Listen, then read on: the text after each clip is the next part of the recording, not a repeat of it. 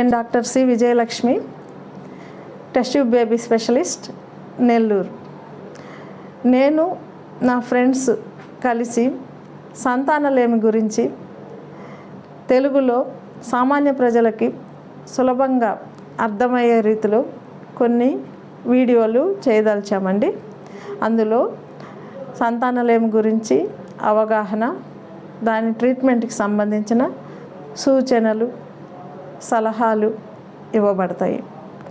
నమస్తే friends, welcome to doctor C Vijayalakshmi fertility clinic YouTube channel. ఈ వీడియోలో మనం మేల్ ఇన్ఫర్టిలిటీ ట్రీట్మెంట్ పార్ట్ గురించి తెలుసుకుందాం. దీంట్లో ఎగ్జాంపుల్ ప్రకారము ఒక చంద్రయాన్ ప్రాజెక్ట్ ఫెయిల్ అయితే ఆడిట్ రిపోర్ట్ ఎలా వస్తుందో అట్లాగే మనం హిస్టరీ అండ్ ఫిజికల్ ఎగ్జామినేషన్ ఇంతకుముందు వీడియోలో తెలుసుకున్నాం కదా. దానివల్ల ఫైనల్ డయాగ్నోసిస్ వచ్చేస్తుంది. అంటే ఇది ప్రాబ్లం అని కన్ఫర్మ్ అయ్యాక ట్రీట్మెంట్ స్టార్ట్ అవుతుంది అనమాట.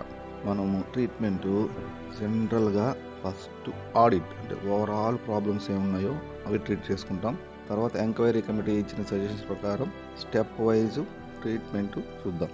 ఓకే, ట్రీట్మెంట్ అనేది టోటల్గా 8 పాయింట్స్లో ఇక్కడ మనం డిస్కస్ చేసుకుందాం. ఫస్ట్ పాయింట్ వచ్చి జనరల్ హెల్త్ ఇంప్రూవ్మెంట్ మోడాలిటీస్, అంటే జనరల్గా హెల్త్ ఎలా ఇంప్రూవ్ చేసుకోవాలి. ఒకటి. రెండోది వచ్చి yoga, meditation and good sexual హెల్త్కి ఏం చేయాలి. 3. మెడికేషన్స్, ట్యాబ్లెట్లు ఎప్పుడెప్పుడు పెడతారు, ఎలా తీసుకోవాలి. 4th one surgical procedures, operations ఎప్పుడు చేస్తారు. ఆపరేషన్ చేశాక ఫర్టిలైజేషన్ పార్ట్కి వచ్చేటప్పటికి ఒక 4 హెడ్డింగ్స్ ఉంటాయి. 5వది అనమాట IUI, అంటే ఇంట్రాయూటరైన్ ఇన్సెమినేషన్. 6వది IVF, in vitro fertilisation. 7th point వచ్చి ఎగ్సి, ఇంట్రాసైటోప్లాస్మిక్ స్పెర్మ్ ఇంజెక్షన్.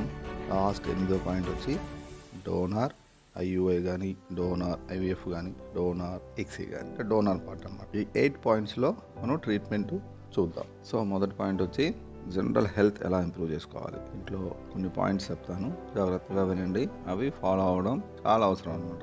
ఎందుకంటే అవి మందులతోటి, ఇంజెక్షన్ తోటి, ఆపరేషన్ తోటి నయం అవ్వవు. అందుకని జనరల్ హెల్త్ అనేది జనరల్గా చేసే పనుల వల్ల మనం రొటీన్ లైఫ్ స్టైల్లో ఎలాంటి మార్పులు చేయాలో అవి సూచిస్తాయి అన్నమాట. దీంట్లో ఒకటి మనిషి సౌండ్ మైండ్, అంటే మైండ్ ప్రశాంతంగా ఉండడం, బాడీ స్ట్రక్చర్ మెయింటైన్ చేయడం అవసరం అన్నమాట. దానికోసం అతడు మంచి ఫుడ్కి తినడం అలవాటు చేసుకోవాలి.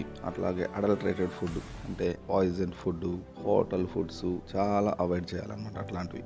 తర్వాత వచ్చి smoking and alcohol consumption and డ్రగ్స్కి మాత్రం కంపల్సరీగా 100% దూరం ఉండాలి. తర్వాత పాయింట్ వచ్చి కనీసం రోజుకి 6 to 8 hours నిద్రపోవాలన్నమాట. తర్వాత పాయింట్ వచ్చి మంచిగా రొమాంటిక్ రిలేషన్షిప్ వైఫ్తో హస్బెండ్ మెయింటైన్ చేయాలి.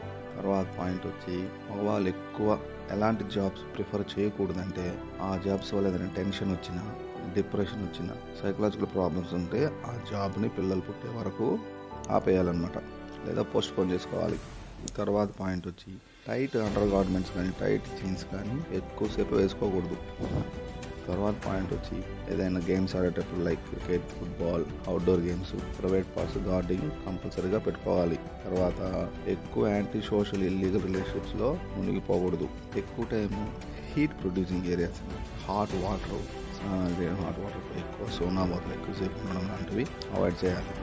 ఇంకా చివరి పాయింట్ వచ్చి ఆక్యుపేషన్ ప్రాబ్లమ్స్, ఎక్కడైతే పెయింటింగ్ వర్క్స్, అంటే కెమికల్ ఎక్స్పోజర్కి, లేదా పెస్టిసైడ్ స్ప్రే కెమికల్ ఎక్స్పోజర్కి, లేదా రేడియేషన్ ఎక్స్రే కానీ, ట్రీట్మెంట్లో రేడియేషన్ కానీ, లేదా థర్మల్ ప్రాజెక్ట్లో హీట్ ప్రొడ్యూసింగ్ ఏరియాస్లో పనిచేసే వాళ్ళు మాత్రం పిల్లలు పుట్టే వరకు ఆ జాబ్స్ని పోస్ట్పోన్ చేసుకోవడమో మానేయడమో చేయాలన్నమాట. అలాంటప్పుడు జాబే చేంజ్ చేసుకోవాలి. ఈ జనరల్ పాయింట్స్ పిల్లలు పుట్టకుండా ఉండే వల్ల మగవాళ్ళు గ్యారెంటీగా చేయాలండి, చాలా ఉపయోగం ఉంటుంది. ఇంతటితో ఈ వీడియో క్లోజ్ చేస్తున్నాము.